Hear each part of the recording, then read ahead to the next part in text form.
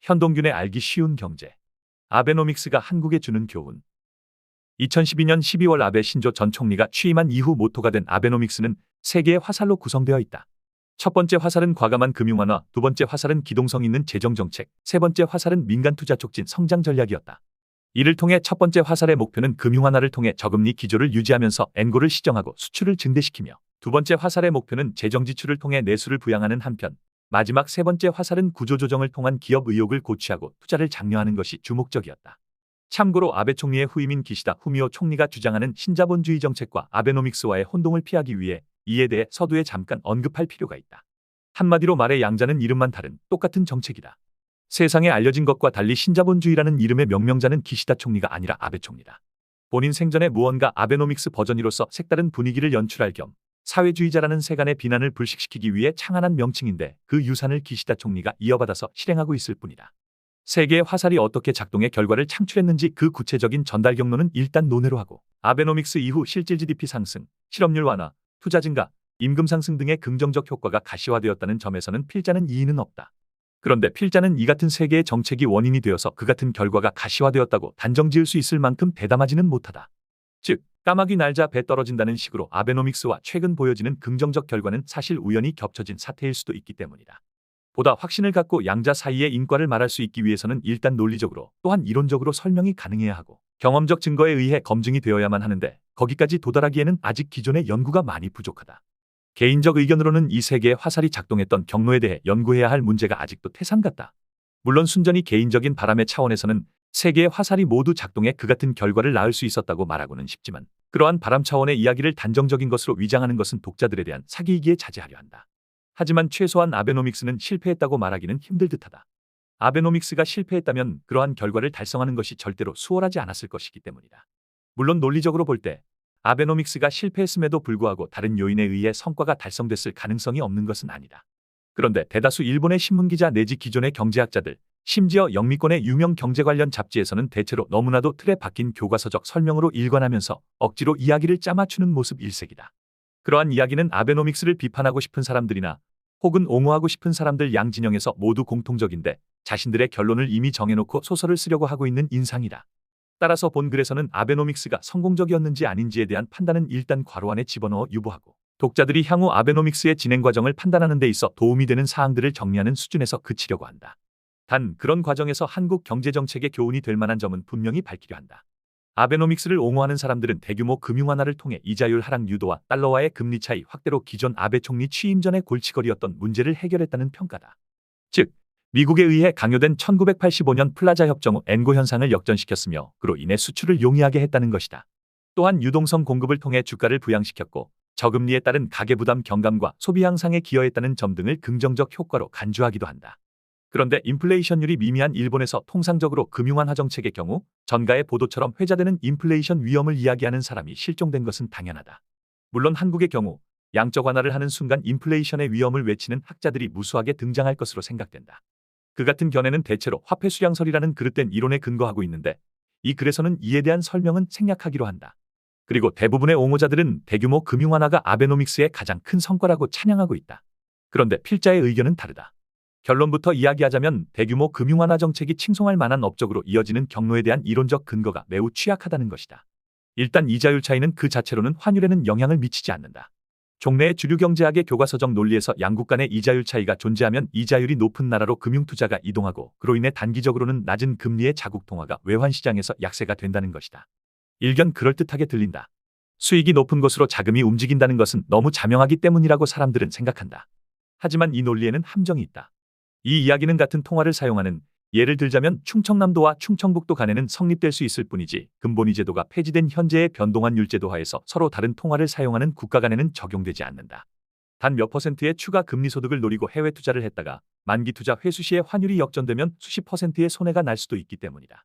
자금을 많이 운용하는 전문적 자산운용가들은 절대로 이렇게 무모하게 투자하지 않는다. 만일 해외 투자를 하면서 동시에 선물한 거래를 통하여 외환 위험을 해지하면 어떤 결과가 나오는가? 예를 들어 일본 투자가가 미국 채권 시장에 투자하면서 현물환 시장에서는 달러를 사고 선물환 시장에서 달러를 판다고 하자. 논의를 쉽게 하기 위하여 은행이 하나만 있다고 하자. 은행은 환리스크로부터 회피하기 위해 만일 선물환 시장에서 고객의 요구에 부응해 달러를 산다면 현물환 시장에서는 필히 달러를 팔아야 한다. 결국 현물환 시장에서는 사자와 팔자가 항상 같을 수밖에 없고 선물환 시장에서도 마찬가지이다. 즉, 사자의 물량이 팔자 물량보다 많아서 가격이 상승하고 반대의 경우 하락하는 소위 청과물 시장처럼 적용되는 가격 형성의 논리는 절대로 적용되지 않는다. 따라서 현물환율 자체는 절대로 변할 수 없다.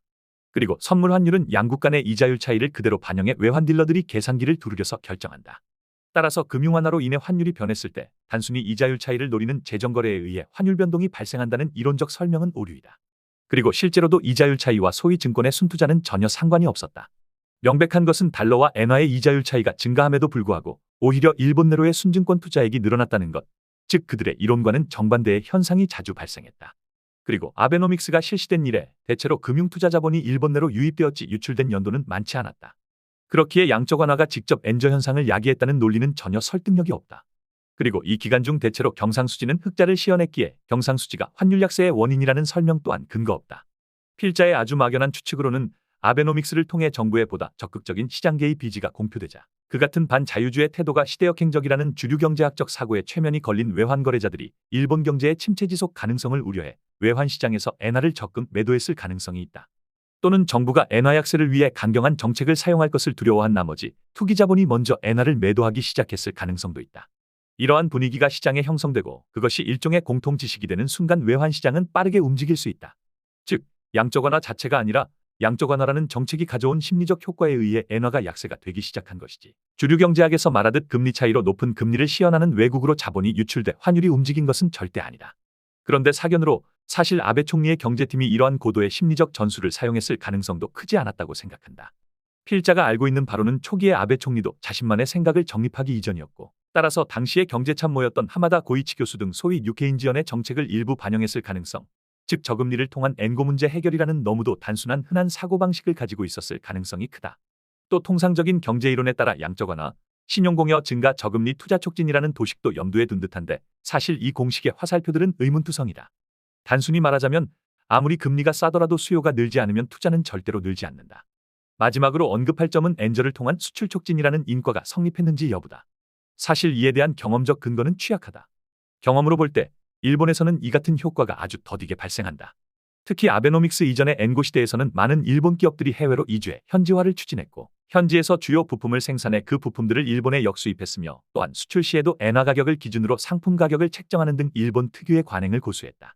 그러면서 시장보다 과다하게 높은 가격을 책정했는데 엔저 시대에 접어들던 초기에는 그 같은 엔고 시대의 상황을 조정하는 시기였다.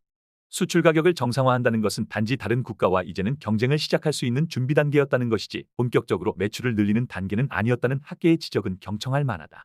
반대로 해외에서 생산된 부품을 국내로 수입하는 경우 엔저는 오히려 악영향을 미쳤다. 이에 관련해 언급할 점은 비록 시간이 지났지만 최근의 엔저 현상은 코로나 사태와 러시아, 우크라이나 전쟁 사태를 겪으면서 원자재, 특히 에너지 가격의 급격한 상승과 더불어 무역 수지상의 악영향을 초래한 바 있다. 따라서 엔저를 통한 수출 촉진이라는 공식은 아주 서서히 진행됐다. 그런데 양적 완화를 통해 일단 금융기관의 유동성이 풍부해진 것이 사실이라 하더라도 이것이 직접 실물 투자와 연결되지 못했고 또한 그로 인한 부의 효과를 통해 소비를 진작시켰다는 증거는 없다. 반면 풍부해진 유동성은 오히려 자산 가격 상승을 부추긴 면이 크다고 볼 수 있다. 결론적으로 말하자면 아베노믹스의 첫 번째 화살인 양적 완화는 어느 정도만 성공적일 수 있었다. 만약 심리적 효과를 통해 우연히도 엔저를 유도했고 그로써 장기간에 걸쳐 수출의 해외 경쟁력을 회복할 수 있었다는 측면에서 그렇다. 하지만 이 정책이 아주 성공적이었다는 세간의 평가는 과장에 가깝다. 그런데 독자들이 쉽게 간과하는 문제가 존재한다. 왜 양적 완화가 그렇게도 주요한 정책으로 자주 등장했고 아베 총리 자신도 강조했는가 하는 점이다. 이에 대한 정답은 의외로 단순하다. 아베 총리 입장에서는 중앙은행인 일본은행을 통제해 금융정책을 실행하는 것이 신자유주의 경제논리에 물들어 있는 재무성의 관료나 야당 내지는 공명당 등의 연립여당을 설득해 재정정책을 통제하는 것보다 월등히 수월했기 때문이다.